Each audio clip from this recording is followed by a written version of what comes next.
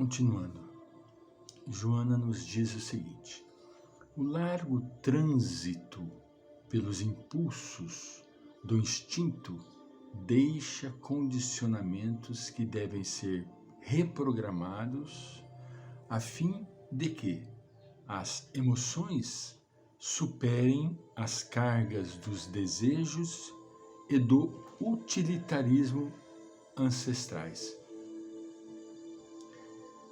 O percurso nosso existencial é exageradamente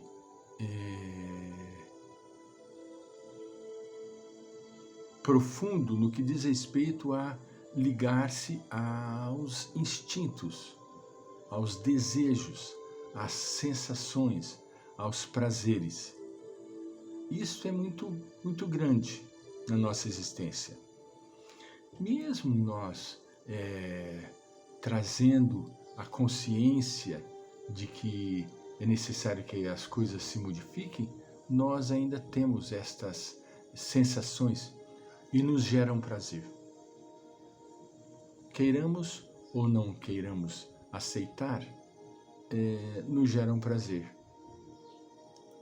Nós ficamos, sim, muito presos a essas emoções, porque as emoções prazerosas são muito fortes. Não estou aqui me referindo ao sexo, mas também, já disse e repiso, quando as falas de Freud se giravam e se voltavam em torno do sexo, da libido, eu achava que era uma coisa exagerada, mas não é. É muito forte e ocasiona uma série de distúrbios emocionais à pessoa.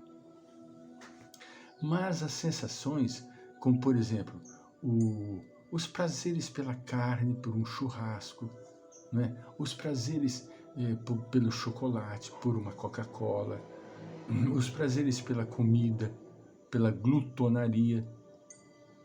Isso são também, que nós dizemos aqui, são impulsos instintivos, né? A pessoa tem aquele instinto, aquela gana, entende? Que fica desarvorado. Precisa ser modificado, precisa ser reeducado, porque ela diz aqui categoricamente, devem ser reprogramados. Nós não temos esse hábito. Já dissemos, nós somos muito teimosos, muito resistentes a mudanças, né? Está falando, o percurso todo deste livro nos recomenda a reprogramar, a reformatar, a rever, e assim por diante, assim por diante. Só que nós somos resistentes. Nós lemos, estudamos, falamos, mas fica o dito pelo não dito.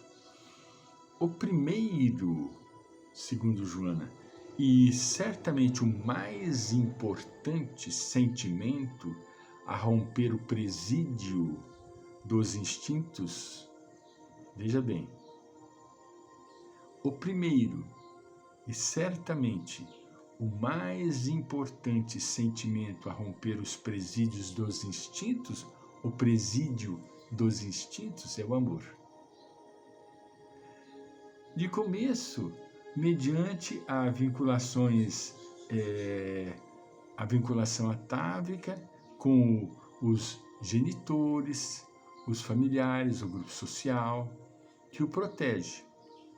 As pessoas que lhe propiciam o atendimento das necessidades fisiológicas e assim por diante.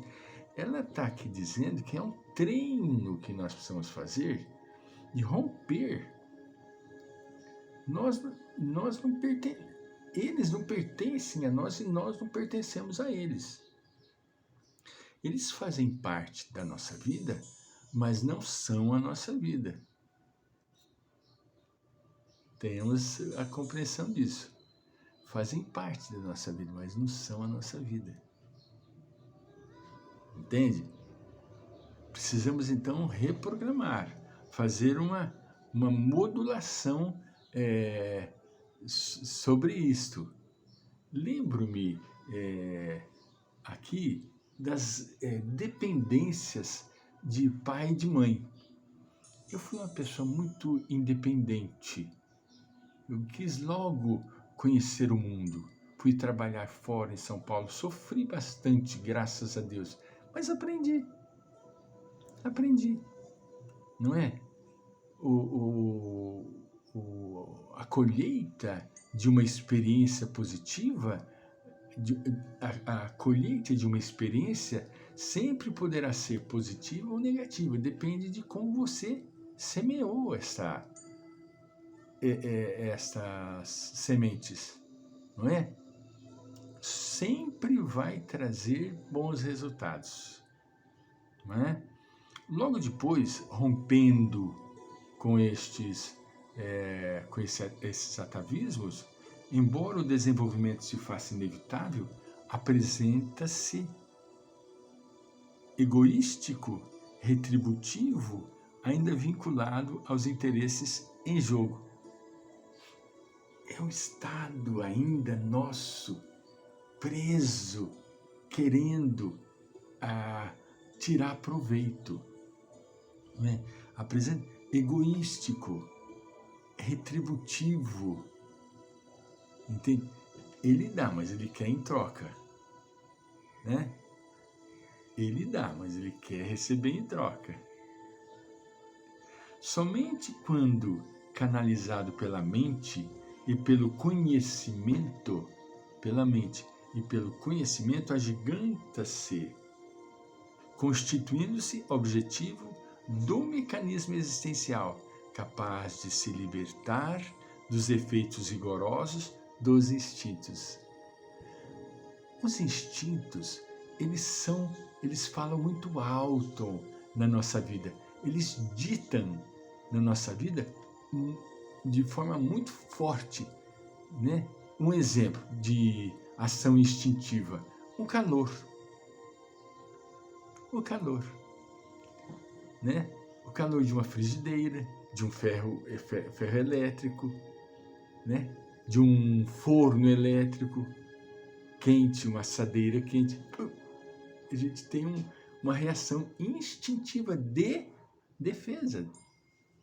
Isso faz parte atavicamente.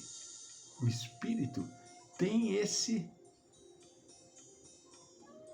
dentro de si, essas reações, que são reações naturais, mas precisam ser canalizadas. Ela dita aqui com propriedade que a necessidade de reprogramar, fazer a reprogramação, e também a necessidade de se canalizar, fazer uma canalização equalizada, não deixar as coisas soltas, não dá certo, precisa ser bem canalizada, precisa ser reprogramada, para que as coisas deem certo, né? Na medida que você canaliza, é um manancial. Vamos pensar num manancial, um rio maravilhoso, caudaloso, né? Ele está lá solto, pelas dádivas abençoadas da natureza, mas você quer tirar proveito desse manancial. Vou citar um exemplo maravilhoso que me veio à memória aqui, que é exatamente o que nós estamos falando, de canalizar. O Rio Grande, na região de Pau de Faria, Rio Preto no sentido que vai para Minas, lá na divisa do território do estado de São Paulo de Minas, tem o Rio Grande, né? E lá havia um braço do Rio Grande que nós chamávamos de Garganta do Ferrador. Por que Garganta do Ferrador? Garganta é onde o rio ele estreita, faz um pequenino canal, né? As rochas laterais desta garganta eram todas rochas basálticas. É uma rocha preta, forte, forte, forte, forte, né? E o rio passava ali numa velocidade incomensurável. Era uma garganta, tanto é que chamava-se Garganta do Ferrador, né? Ali foi construída a barragem, a hidrelétrica, devido ao sistema maravilhoso que a natureza formou. A natureza criou naturalmente aquilo. Então, somente quando canalizado pela mente e pelo conhecimento, agiganta-se. Veja bem, aquele rio passava ali, direto e reto, e transformou-se numa quê? Numa hidrelétrica, que gera energia para imensas cidades. Mas estava ali, parado, naturalmente. Quando canalizado pela mente e pelo conhecimento, então chegaram à conclusão de que poderiam tirar proveito sem tantos prejuízos. E assim foi feito. Não existe mais a garganta do veador, mas existe a hidrelétrica. Voltaremos.